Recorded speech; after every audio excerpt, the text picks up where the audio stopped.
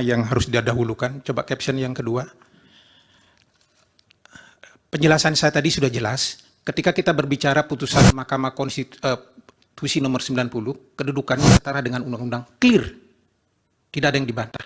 Tetapi pada saat yang sama, satu paket, 231 mengatakan bahwa pendaftaran verifikasi dan seterusnya ini diatur dengan peraturan KPU. Mari kita kemudian tidak usah melihat putusan 90. Ketika undang-undang ini belum diubah, bukankah kemudian peraturan KPU yang menjadi dasar pelaksanaan dimaksud, baru kemudian surat keputusan. Ini urutan-urutan prosedurnya. Nah, hampir semua langkah-langkah KPU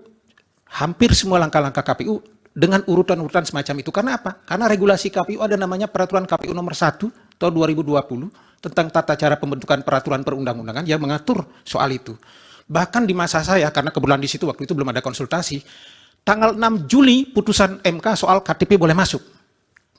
Malamnya langsung keluar peraturan KPU. Bukan surat keputusan KPU, bukan surat edaran. Peraturan KPU langsung diubah dan 9 Juli bisa dieksekusi. Tapi memang saya memahami bahwa pada saat itu belum ada fase-fase konsultasi dan seterusnya. Untuk menjelaskan sejauh ini, kecuali kemudian ketika bicara soal putusan putusan kuota perempuan, saya belum melihat KPU menindaklanjuti dalam bentuk peraturan KPU untuk kasus itu. Tetapi langsung dengan berkirim surat, mohon nanti dikoreksi kalau ada pernyataan saya yang salah soal itu. Keberatan majelis situasinya tidak demikian. Kemudian sudah pernah kami bawa ke RT. Tolong kasih kesempatan. Pak Hasim, Anda bisa keberatan tapi nanti disampaikan melalui instrumen alat bukti saudara. Nah, kemudian berkaitan dengan tindak lanjut putusan MK menyangkut perpanjangan kepala daerah, saya tidak masuk dalam ranah ketika bicara soal apakah kemudian tidak lanjuti dengan peraturan pemerintah atau tidak. Tetapi saya berbicara dalam kompetensi saya sebagai seorang mantan penyelenggara pemilu, maka seluruh regulasi putusan Mahkamah Konstitusi berdasarkan regulasi KPU itu sendiri ditindaklanjuti dengan peraturan KPU, jika diperlukan baru turun kemudian dengan keputusan KPU. Kemudian menyangkut masalah termohon berkaitan dengan pertanyaan soal berita acara tanggal 28, saya mungkin masuk dulu dengan berita acara tanggal 27 yang saya sebutkan sebagai sesuatu yang salah. Kenapa? Kalau kemudian argumentasinya bahwa tanggal 26 itu baru pemeriksaan kesehatan, tanggal 27 baru diberikan tanda terima, maka itu tadi saya sampaikan di pas angka 4 bab 4 huruf D, hak pasangan calon manakala misalnya kemudian ada yang tidak lengkap menjadi kemudian hilang gara-gara tidak bisa mendaftar kembali pada masa pendaftaran sampai tanggal 25. Itu yang pertama. Yang kedua di angka 5-nya bab 4 huruf D angka 5 itu ternyata mungkin karena tidak detail membaca, praktek di lapangan salah, dikecualikan untuk syarat kesehatan. Jadi artinya ketika tanggal 25 itu, tanggal 19 itu memberikan berkas, lengkap tidak berkas, ya sudah kasih berita acara. Bahwa di situ tidak ada syarat kesehatan, itu dikecualikan. Dikembalikan. Itu muncul itu di angka 5. Bahwa dikecualikan untuk syarat kesehatan. Karena betul, setelah itu akan ditindaklanjuti dengan pemeriksaan kesehatan di rumah sakit. Maka inilah yang kemudian betul, saya tidak bantah.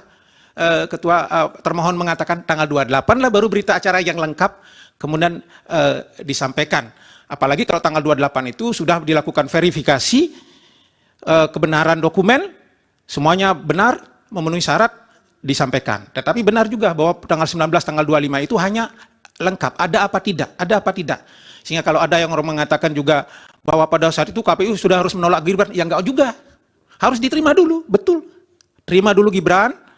Nah, tapi karena alas hukumnya pasal peraturan KPU 19, setelah dilakukan verifikasi, pada masa coba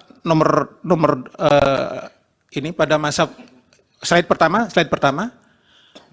Nah, ini ada masa pemberitahuan hasil verifikasi dokumen pasangan calon. Ini antara tanggal 23 sampai tanggal 29 ya. Nah, ini. Inilah baru diberikan pasangan calon. Oh, ternyata Mas Gibran, mohon maaf, ini sesuai dengan peraturan KPU nomor 19, ini tidak memenuhi syarat loh. Belum cukup ini. Dikembalikan untuk diperbaiki, maka tahapan-tahapan berikutnya nanti pasangan calon akan mengganti pasangan calon kalau ternyata peraturan KPU-nya belum berubah. Nah, celakanya kemudian, coba dilihat slide kedua. Nah ini, pada saat KPU menetapkan peraturan KPU nomor 23 tahun 2023 yang mengadopsi putusan MK, maka seluruh fase pendaftaran, verifikasi, dan pengembalian berkas sudah selesai yang menjadi ranah di putusan peraturan KPU nomor nomor 19. Ini ranahnya. Jadi semuanya sudah selesai di situ. Baru kemudian begitu menyangkut masalah nanti penggantian calon, kalau ada yang kemudian harus diganti calonnya, verifikasi baru dan seterusnya, baru dia masuk ranah peraturan KPU nomor 23. Jadi dengan penjelasan saya itu saya ingin mengatakan bahwa memang Gibran itu harus dikembalikan berkasnya pasangan calon. Ini belum memenuhi syarat loh. Tidak di depan, tapi pada saat masa perbaikan berkas.